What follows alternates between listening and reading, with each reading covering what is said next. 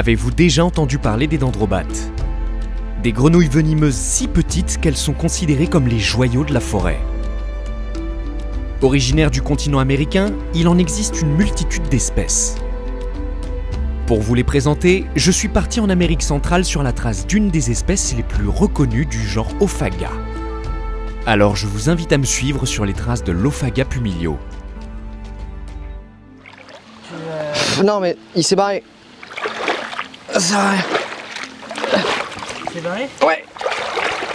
En même temps, je suis pas à mon avantage dans l'élément.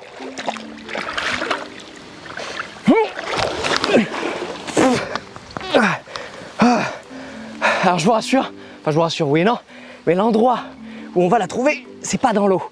Certes, c'est proche des points d'eau, mais nous ce qui nous intéresse, c'est d'aller dans la forêt. Parce que là, ce que vous voyez pas, c'est que tout derrière, là, il y a la jungle. Allez, c'est parti. On fait juste ça bien. On prend le pactage. Tiens, ton sac. Allez, mon pépère.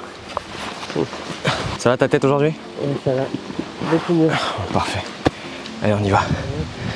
When the shell is a limit, the self needs to go AWOL.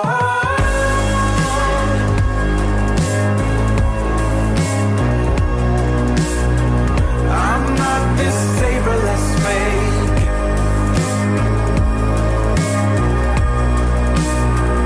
I'm not this vapid and made.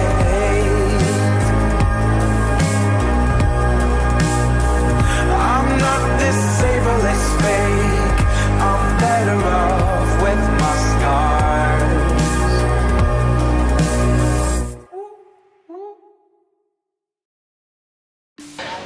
Bienvenue au Costa Rica. Alors pourquoi le Costa Rica?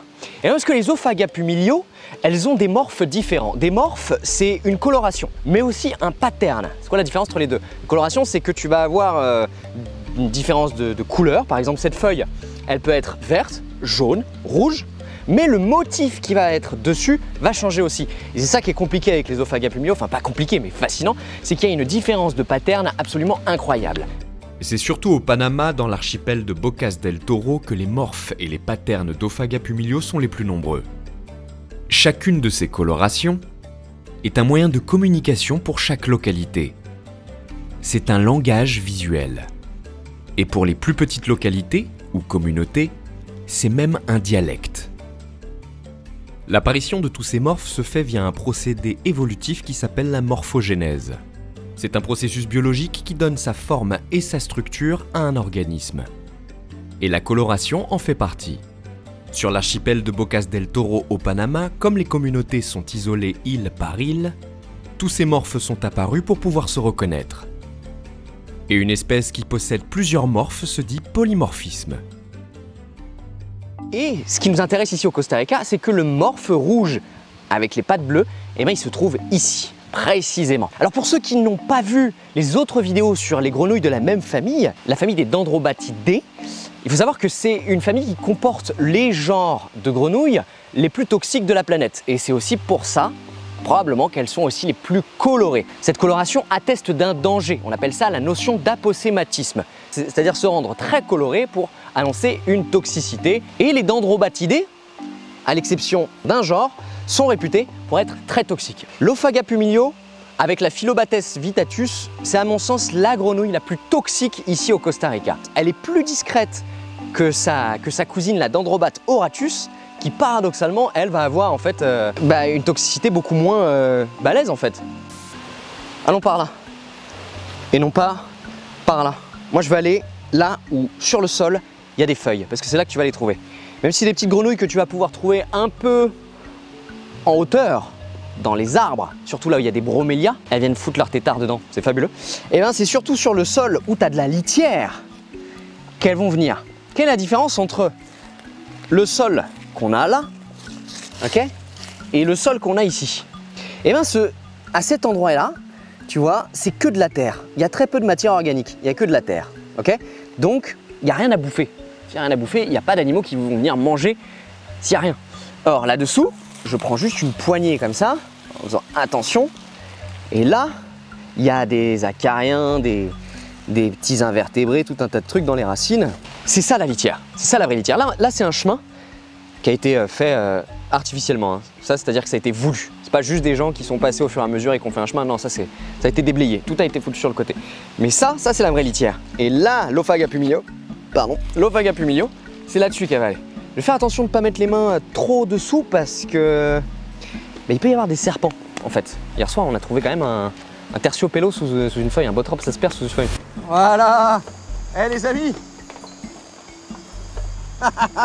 Les amis, ça, c'est un botrop, ça se perd, un petit. On le voit bien? Ouais. C'est vrai? Oui. C'est incroyable ça. C'était cool hein, quand même. Hein? Très sympa. Ouais. Et donc c'est par là qu'on va.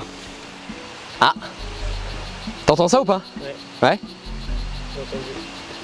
J'ai entendu. Elles sont par là, hein. Elles sont par là. Là, c'est pas compliqué d'aller les trouver. Ça m'étonnerait. Il suffit juste de suivre les cris, suivre le chant qu'elles font. Ah. Allez, Stipa. Le chant des mâles Ophaga pumilio est un moyen d'étendre leur territoire, mais aussi d'attirer les femelles. Plus leur territoire est grand, et plus les chances de s'accoupler sont élevées.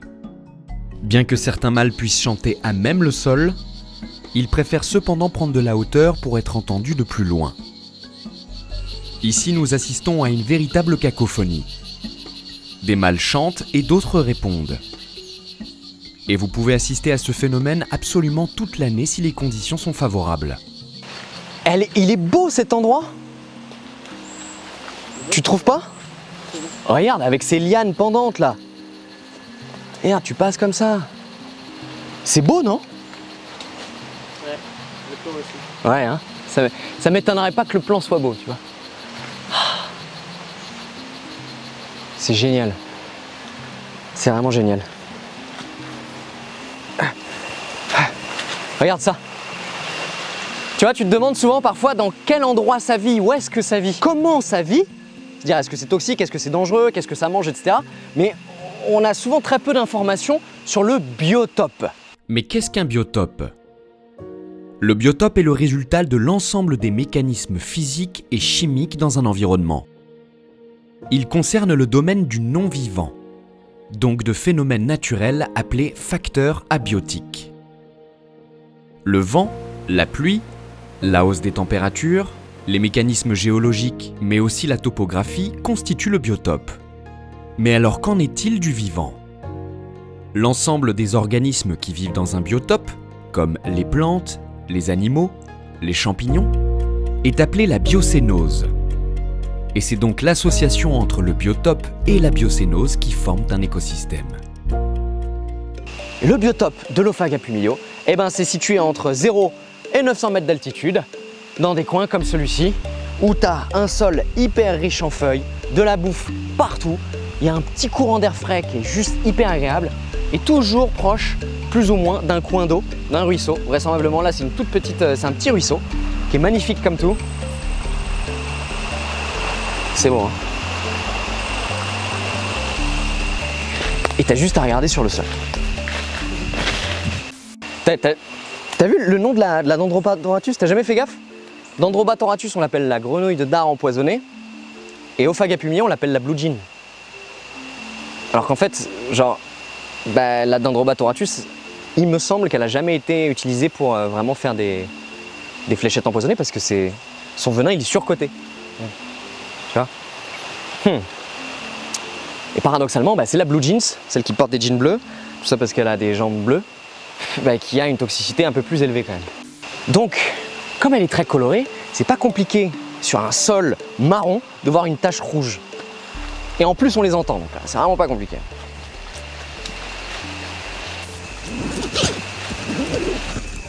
Oui. 1, 2 gants. Je mets des gants, toujours. Surtout quand ça concerne les amphibiens. Ce serait des serpents venimeux, j'en mettrais peut-être pas, tu vois. Parce que les serpents venimeux, si tu as besoin de les attraper et de faire de la précision, avec les gants, c'est tout bête, mais ça peut glisser, hein. Ça peut déraper, tu vois. Toujours mieux la peau, toujours mieux la peau. Toujours mieux de pas toucher. Toujours mieux de pas toucher, c'est encore mieux. La manipulation avec des gants n'est pas seulement un moyen de protection contre les maladies pour l'être humain, c'est avant tout une protection pour l'animal.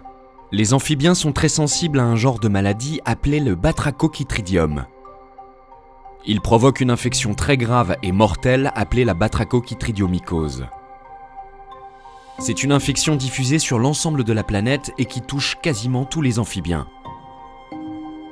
C'est pourquoi il ne faut jamais toucher un amphibien sans avoir de gants ou une bonne protection. Cela fait partie d'une des premières règles de sécurité et de respect du vivant. Les animaux ne sont pas des jouets et même si nous ne risquons pas grand-chose à les manipuler sans gants, il faut surtout penser à eux. Mais là, moi ce que j'aime bien, c'est toucher tous les trucs un peu dans la forêt. J'aime bien, j'adore toucher. Ça, c'est la mémoire digitale, tu sais. Je kiffe ça, toucher, l'interactif. Mais ça c'est une bogue de fèves de cacao. T'as un cacaotier qui est juste au-dessus de nous. Et ça, c'est un piège à insectes de dingue. Un piège à drosophiles, à petits moucherons, à petites fourmis. Parce que ça tombe sur le sol, ça pourrit. Et qui est-ce qui en profite? Il y a même des petites fourmis dedans, je vais arrêter de le déchirer. Et qui est-ce qui en profite? Ben, ce sont les dendrobates, hein, les ophagas, qui viennent le manger. Ça n'a rien à voir. Ça, c'est un arbre qui a défait ces bogues de fruits là, mais qui a un arbre qui est plus haut que le cacaotier qui est ici, et dont on voit les fèves qui sont là. Ouais, pour ceux que ça intéresse. J'en ai vu une là. Ah oh, il y en a une là. Je trouve enfin ce que je cherche. Mais celle-ci est un peu maigre. Toute belle. Toute queuse, toute fine. Regarde ça. Alors, attends, il y a une petite. Hop, hop, hop, reviens dans ta feuille. Hop, regarde ça. J'ai changé de feuille parce qu'elle saute en fait. Oui, forcément. Regarde ça. Elle est superbe, hein. Pas très grande celle-là. Hein. L'idée c'est d'essayer d'en choper une un peu plus grande. Et alors, forcément. Attends, je vais mettre au sol. Continuer mon reportage avec cet individu serait dangereux pour lui. On la voit bien là sur les gants rouges. Regarde ça. Fabuleux, hein? Vraiment magnifique. Mais c'est bon signe, il y en a dans la zone. C'est bien, c'est génial, il y en a dans le coin.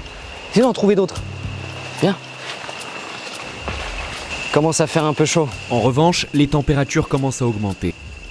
Et on sait que ces grenouilles n'affectionnent pas particulièrement les zones à haute température. On ne doit donc pas traîner avant qu'il ne fasse trop chaud. Putain, les moustiques. Je vais éclater la main. Ouais, les moustiques et les pulgas là. Oh mon dieu. Ah, et les gros grillons.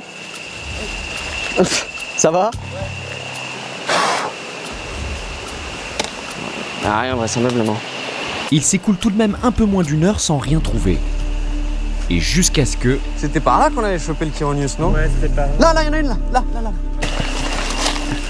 Là. Et celle-ci est un peu plus grosse. Là. Et celle-ci. Mais aussi plus agile et elle arrive à se faufiler entre les feuilles. Ça sent bon aussi. Tiens, ouais, file-moi le... Ces animaux sont si petits qu'un mauvais geste avec les mains peut leur être fatal. Merci. Tiens, viens, on va se mettre à l'ombre. Pour éviter de crever de chaud. Et là, il y en a une deuxième.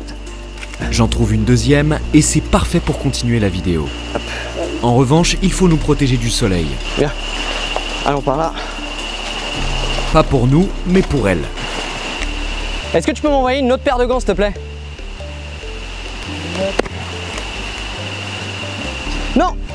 Non, vite. Ah! Et non, j'ai réussi. J'ai réussi à la faire sauter dans le tube. Comme on va rester un moment, je veux être confortable. Ça élimine les risques de débordement et donc les risques de blessures pour les animaux. Ça, c'est la technique du tube. On appelle ça le tubing. Généralement, on utilise ça pour... Hop là. On utilise ça pour les serpents. Mais moi, j'aime bien l'utiliser pour les petits autres vertébrés ou invertébrés. Ça évite de les mettre dans des pots, juste des pots, qui vont avoir beaucoup plus de coins, de rebords, sur lesquels en fait ces animaux vont malheureusement se frotter en cherchant une issue, dans lesquels il n'y a pas non plus beaucoup d'espace. Et ça peut leur abîmer le rostre, on les voit pas super bien. Là, le tubing, c'est quand même pas mal. Un bout de coton ici, un bout de coton là. Le coton pour les amphibiens, c'est pas ouf. Préférez une sorte de mousse un peu plus solide et aérée, qui va faire moins de dépôts si jamais vous voulez faire une contention dans un tubing sur de l'amphibien. Pourquoi? Parce que la mousse, eh ben, ça va se décoller et quand l'amphibien va rentrer au contact, il y a de fortes chances, c'est pas toujours, hein, je vous rassure, et c'est pas mortel, il y a de fortes chances que l'amphibien, que l'animal se colle du coton sur la peau. Quelques inconvénients de cette technique, le tubing d'observation chez les amphibiens ou de manière générale, c'est que comme c'est du plexiglas, c'est qu'en fait tu vas avoir un animal dans un tube, il faut vraiment que tu te mettes à l'ombre. Si tu te mets au soleil, comme là tu vois qu'il y a des rayons du soleil, ça va chauffer dedans et ça va augmenter la température. Il faut vraiment faire en sorte que le tube soit le plus à l'ombre possible. Deuxième inconvénient, c'est que c'est un outil qui est grand quand même et qui va être difficile à nettoyer quand tu vas utiliser des animaux qui laissent un dépôt plus ou moins toxique, un mucus ou une substance un peu odorante. Ça va être un peu chaud à nettoyer à l'intérieur. Mais bon, on y arrive toujours, hein, je te rassure. Mais moi, je préfère toujours avoir ça dans les vidéos pour le travail, pour faire des mesures, parce qu'en plus, tu peux prendre tes mesures tranquilles, observer, faire des plans. Enfin, c'est super cool, quoi. Tu peux le poser sur le sol, hop, et tu peux faire ton observation en mode normal, sans être obligé d'utiliser un pot échantillon, tu vois, contre lequel l'animal va venir se cogner. Voilà. Ça, c'est bien si on veut faire une pesée, par exemple. Tu vois, je vais te montrer. Comme ça, on va peser l'Ophaga et je vais vous donner son poids. Pour ceux et celles qui n'ont jamais pesé d'Ophaga pumilio, le poids peut être surprenant. On n'imagine pas cet animal être si léger. Hop. Ah si, ça fait 0,5 grammes. C'est tout léger. C'est 2 grammes de moins, que Dendrobatoratus. Après, c'est celle-ci, hein, elle n'est pas très grande celle-là. Mais Ophaga pumilio est plus petite de manière générale que Dendrobatoratus. Hein. Et puis celle-ci, elle était quand même relativement petite. Dans la famille des Dendrobatidés, toute espèce confondue, la taille varie considérablement. On peut avoir moins d'1 centimètre chez certaines espèces et plus de 5 cm chez d'autres. Le Dendrobat tinctorius, ou le Dendrobat à tapir qu'on trouve en Guyane, fait partie par exemple des plus grosses espèces. Mais pour établir un poids réel, il faut prendre en compte plusieurs paramètres. Le stade de développement, le sexe de l'animal, l'espèce et la condition physique. Pour donner un poids sur une espèce comme ça, il faudrait en peser une vingtaine. Et encore, un peu plus même peut-être. Pour pouvoir établir ce qu'on appelle une moyenne et donner un poids moyen. Et c'est pas genre juste, là c'est celle-ci qui pèse 0,5 g, mais l'autre elle est un peu plus grosse, tu vois. Si vous avez envie de connaître le poids d'un animal, soit vous cherchez sur internet, hein, vous aurez le poids directement, parce qu'il y a forcément des gens qui l'ont fait avant nous, soit vous le faites, mais sur un nombre assez élevé d'individus, pour avoir une moyenne. Alors on pourrait dire qu'on a eu de la chance de les trouver, mais pas du tout. En fait, contrairement à d'autres Dendrobatidés, les Ophaga pumilio ont ce qu'on appelle une phénologie moins marquée. Une phénologie, eh ben, ça va être le cycle de vie d'un individu tout au long de l'année en fonction des saisons. Les Ophaga pumilio, elles ont une saisonnalité beaucoup moins marquée que la plupart des autres dendrobates. C'est-à-dire que là où Dendrobatoratus par exemple va avoir elle, alors qu'on la trouve au Costa Rica aussi, hein, mais va avoir elle une période d'activité avec une période de reproduction en fonction de la saison sèche et de la saison humide, et bien là l'Ophaga pumilio, elle a plutôt tendance à se reproduire toute l'année, donc on entend des chants toute l'année aussi. Ici à la Fortuna, parce que c'est ici qu'on est, et ben même en saison des pluies, il y a quand même un taux d'humidité relativement élevé. Donc en fait, comme c'est tout le temps le même climat, qu'il y a très peu de variations, et ben il y a une reproduction toute l'année. Donc observation toute l'année. Des études comportementales sur la territorialité d'Ophaga pumilio ont été menées il y a quelques années par un ami à moi. Le biologiste herpétologue Vincent Prémel, qui m'accompagne dans certaines expéditions, est parti avec une équipe de scientifiques au Panama pour étudier le comportement des ophagas. Des maquettes mécanisées ont été utilisées pour simuler le comportement territorial des mâles. Et le résultat est sans appel. Bien que la coloration des maquettes soit volontairement différente, les mâles vivants d'Ophaga pumilio ont été filmés en train de défendre leur territoire. Et ce, par le biais de coups de patte, ou alors d'amplexus territorial, c'est-à-dire une contention par le dessus. Le lien de la vidéo complète est en description et je vous invite à aller la voir. Alors l'Ophaga pumilio, le nom scientifique est vachement parlant. En anglais, on l'appelle la Blue Jeans Frog. On l'a vu tout à l'heure, c'est à cause de sa couleur. Mais le nom scientifique, Ophaga, ça veut dire quoi? Ça parle des œufs. Phaga, de phagus, je crois. je sais plus si c'est du grec ou du latin, mais en gros ça fait manger. Et oui, parce que les têtards de cette espèce-là ont tendance à manger des œufs d'autres grenouilles, parfois même les œufs de la même couvée. Hein. C'est assez intéressant comme comportement quand même. Et le nom de l'espèce, donc Pumilio, il fait référence à ce qu'on appelle des pumiliotoxines. C'est une famille de toxines qui regroupe, il y en a plein, des pumiliotoxines, il y en a plein. Et en fait, elle fait référence à la toxine principale qui se retrouve dans le composé toxique de la grenouille. Je dis bien toxine principale et composé toxique parce qu'il n'y a pas qu'une toxine chez les Dendrobatidés, et notamment chez l'Ophaga. Non, c'est un cocktail de plein de toxines différents. Tu vas avoir de l'histrionicotoxine, de l'alpha-pumiliotoxine, la bêta-pumiliotoxine, etc., etc. Et je crois que c'est du décahydroquinoline aussi. Des trucs assez dingues, mais qui sont principalement des alcaloïdes. Les alcaloïdes sont des molécules toxiques, souvent issues des plantes, comme la cocaïne, la caféine. Ouais, ça c'est des alcaloïdes. Et qui, à haute dose, peuvent être létales. C'est le cactus là. La mescaline. La mescaline, tu sais, les trucs hallucinogènes. Ça, c'est les alcaloïdes aussi. Et donc, les Dendrobatidés, c'est plein d'alcaloïdes différents. Si vous voulez en savoir plus sur la toxicité des Dendrobatidés, vous pouvez aller regarder mon autre vidéo sur les Dendrobates auratus. Et celles-ci, comme la plupart des Dendrobatidés, vont puiser des toxines supplémentaires dans ce qu'elles vont manger. Des petits insectes, des petits arthropodes divers comme des myriapodes, des colamboles, des acariens, des fourmis, des termites. Parce que ces proies-là, eux aussi possèdent des alcaloïdes à petite dose que elle va transformer pour en créer un cocktail beaucoup plus toxique. Ça entraîne une prostration, des énormes courbatures, des contractions musculaires et ça attaque quand même des canaux au niveau du cerveau, des canaux sodiques qui sont des canaux qui bloquent l'information de contraction musculaire. Donc le cœur étant un muscle, tu vois, j'ai pas trop envie de prendre de risques. On va pas déconner quand même. De toute façon, on s'amuse pas à manipuler des bestioles. De base, généralement. Des trucs sauvages comme ça, des grenouilles rouges comme as. Bah non, tu le fais pas. Tu le ferais toi? Non. Tu le ferais toi? Y a personne. C'est vraiment trop stylé de les voir là. Vraiment trop stylé. C'est un animal fascinant. Bon, qu'est-ce qu'on fait nous? On y va? Hein? Moi je pense qu'on a fait le tour, on va pas les déranger plus longtemps.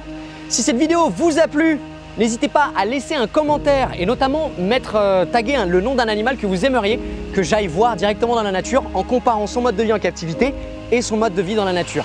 Encore une fois, vous êtes de plus en plus nombreux et nombreuses à me suivre dans mes aventures, c'est un réel plaisir. Je vous fais plein de bisous comme ça, pas trop parce que voilà, je vais pas vous envoyer des toxines comme ça non plus. Et puis nous on va les relâcher, ces petits pitus, et on va rentrer pour éviter de se faire bouffer par les moustiques. Allez, cassez-vous. Cassez-vous, petite grenouille. Regardez. Oui, nous sommes libres. Nous sommes libres. Nous sommes libres de vivre. Ouais. Quand je vois des trucs tout petits et mignons, moi je m'emballe.